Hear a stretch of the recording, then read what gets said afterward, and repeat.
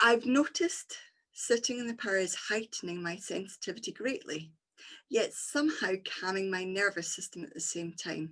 My question is, can you describe the relationship between the brain, the mind, the consciousness in terms of how they work together and which controls which? Okay, good, really good question, actually. Right, where do we start with this one? So if we look at consciousness, consciousness comes in different forms. At the moment, you're all consciously paying attention, thinking about your questions. That means your consciousness is in what we call the beta state.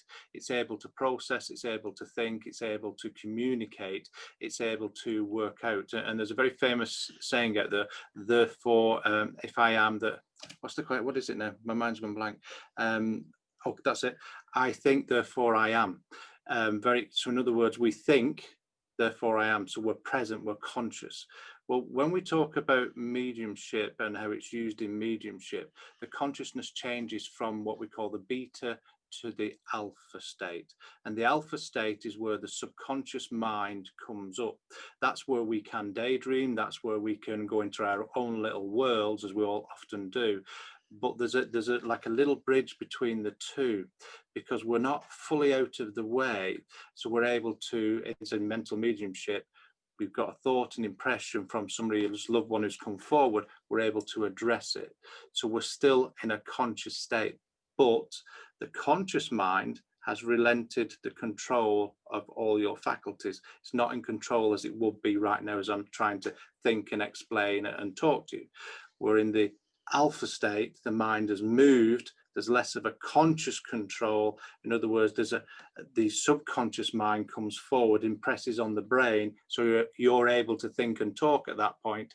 I'm struggling with that with this morning, actually. But again, as we put it across, okay, so the mind and the consciousness, but we talk about being conscious, we talk about having a mental thought, an emotional reaction, and a physicality.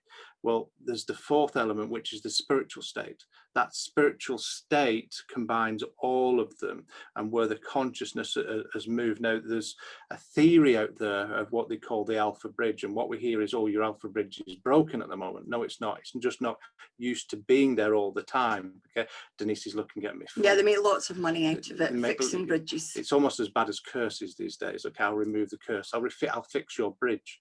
Okay. I met the lady once who said, I'm going to meet you, and I said, okay, that's lovely. I'd like to sink on my bridge and just disappear. But again, we have to look at how vital. At least we're making people laugh. Yeah, we have to look how vital these elements are within the mind, because you have, if I can put it, you have a daydream, and it's the subconscious where the daydream takes place, but it imprints on the mind, the actual brain, so you to process it afterwards. Because we all come out of that place going, oh, I remember that's different. It's created a chain of thought. That's the same process that the spirit world use. So the relationship really is about moving the conscious mind out of the way, so the subconscious can come up, imprint on the brain, and the brain goes, oh, thank you very much, and you're able to understand it, the impression of it. And that's how the spirit world use that function, and that's why we call it an ability, not a gift, because we have an ability to shift the mind into different forms of consciousness. And we can go on, because then there's the theatre, then there's the delta state, and that's where the trance and the physical and all the rest go on, but we'll keep it as simple as we can. And I'm not going to add anything to that because Phil's answered it really fully. We sit for the altered states. We also sit for a number of different types of mediumship apart. They're all forms of mental mediumship apart from the physical mediumship, which Phil sits for. And we understand that process of moving through these mental states, the etheric states, the consciousness. We understand it because over 25 years, the spirit world have taken us through step by step and said, you will need this to teach. And then we got together and said, they told you that as well. This is because there is a huge misunderstanding there about the altered states. Everybody wants to get to trance as if it's a destination.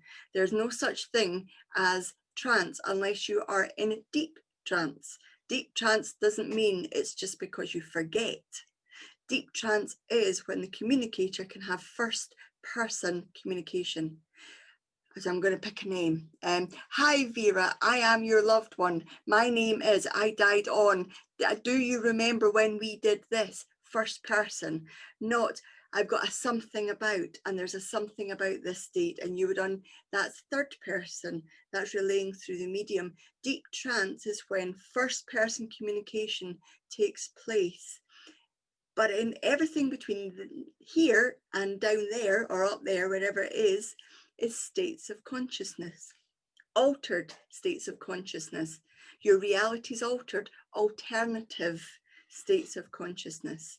So we need to be aware that there's a place that we move through, which is why we've sat for years for the altered states. Still not at a place where we can demonstrate publicly, because for us, mental mediumship demonstrating is where the spirit world want us to be working now. When they want the other, they've told us, they will let us know. So we allow ourselves to understand that brain, mind, consciousness, and there is definitely a link between them. Absolutely.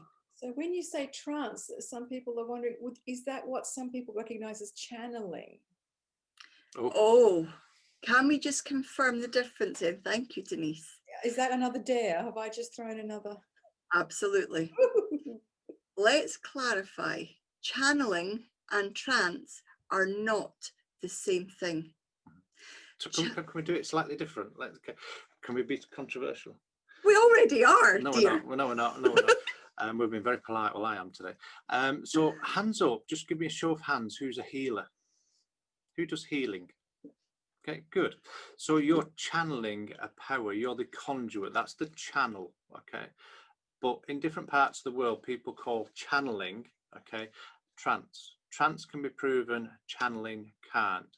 Usually channeling is the alter ego or second personality. Higher self. Higher self. Okay.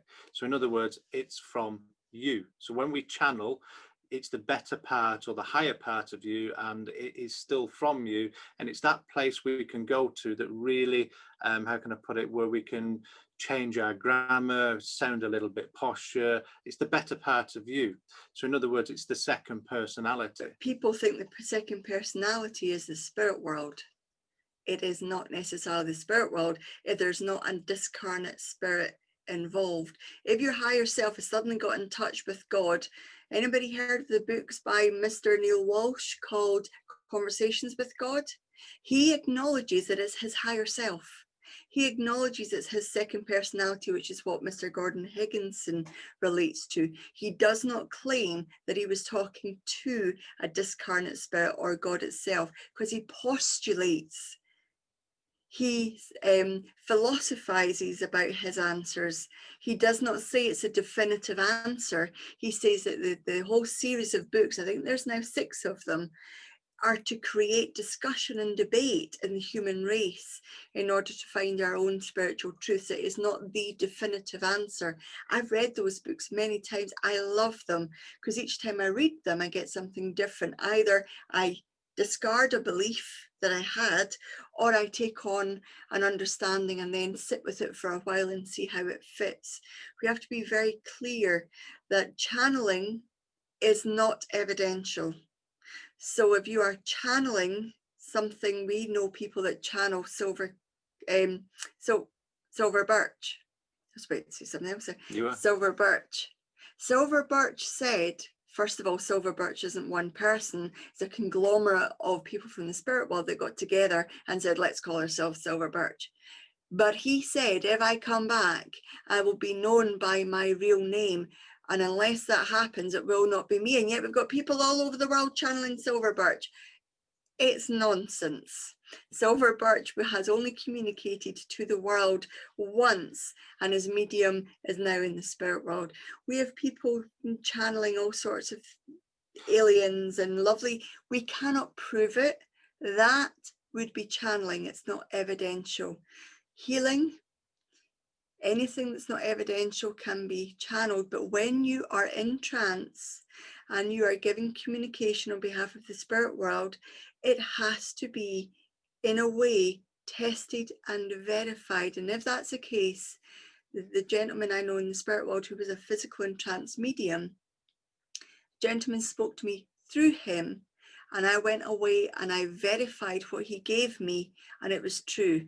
That wasn't him channeling. That was deep trance, evidential mediumship, because I could verify it. So channeling is anything that can't be verified, and like healing, or lovely philosophy.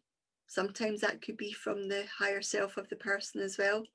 Does have a use, and it is for teachings, inspiration, that side of what we call inspirational addresses, creating a thought within you. So it does have its place. Inspirational writing, absolutely everything. So it does have a place, and there's nothing wrong within itself. We just need to clear up the difference between the two. Some people say, well, it's semantics. It's absolutely not. There's a clear difference between. There's a lot of altered states mediums out there thinking they are in the trance state with the spirit world speaking through them, and it's not. It's their higher self.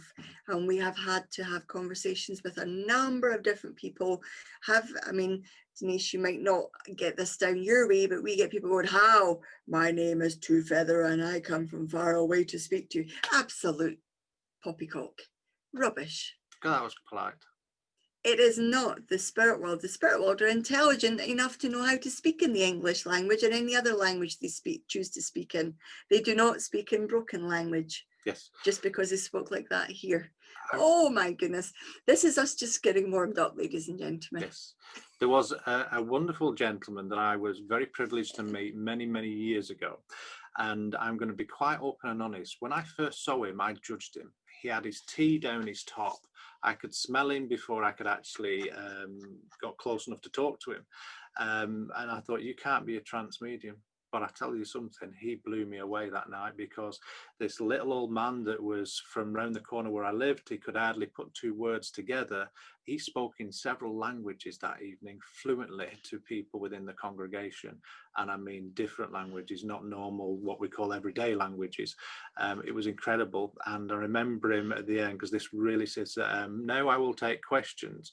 And before anyone could say anything, he said, you, sir, Philip, there. And I just went, oh, the answer to your question is, and he told me the answer, and he says, that would be the answer to the question you wanted. I was like, yeah. He did that for about an hour to everybody. It was incredible. But he also told us very evidential things. But he says, when your loved one comes, you will know it. And I thought, well, of course we would. Then it happened. And I was able to speak to a loved one. It was his voice, pitch and tone perfect. Every hair stood up on my body. I know there's not many left, but I know it was a case of, it was phenomenal. It was in that first person. He took me down memory lane. He walked me through everything. He described everything. There was no something about this, something about that. He just went through the whole lot. Remember, we went fishing. This is the place. This is what happened. This is where you kick the crab. This is where you did. It just went on. They've mentioned Leslie Flint and asked if that was channeling. That was direct voice. That's direct voice mediumship. It is not channeling, it is evidential. In fact, it's independent voice where they talk to you. And we've done a little bit of study on Leslie Flint, or I have. There's many popular celebrities that have come through that are very famous. There's enough recordings out there, you can compare the voices. They match up. We put them through an audio system on the computer, and the point and tone of voice, absolutely, it's incredible. And when you listen to the stories that come through from the people, they're brilliant. I can't remember, there's a gentleman called John something or other. He was the chief executioner for the UK, and he came back through to say that he felt so much regret because he only took one person's life who shouldn't have been taken. It was a mistake. He felt guilty. He showed remorse for it and everything. So channeling, we've got somebody saying channeling is like being in the back seat of your head whilst your mouth drives. Yes, if it's yourself. If it is the spirit world, you will know. They will be there with you.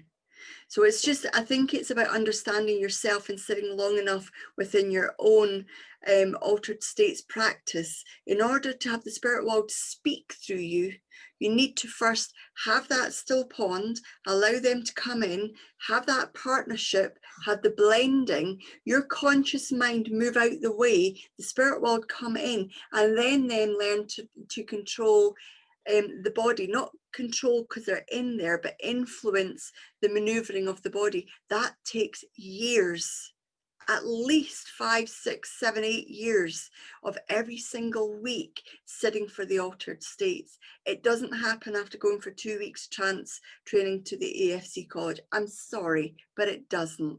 There's absolutely no way on the planet that can happen. But we know that there are people out there that go on a course and come back saying, I'm a trance healer, I'm a trance medium. Bless them, for they know not what they've done. There is a lot of misunderstandings there, and let's stick to the truth. Let's give altered state mediumship the absolute delight and respect that it deserves, because people are spending their life training and learning and blending with the spirit world for this. It's a very, very beautiful thing. When you're touched by the spirit world through a trance state, it can't be mistaken. It cannot be mistaken. It's a beautiful thing.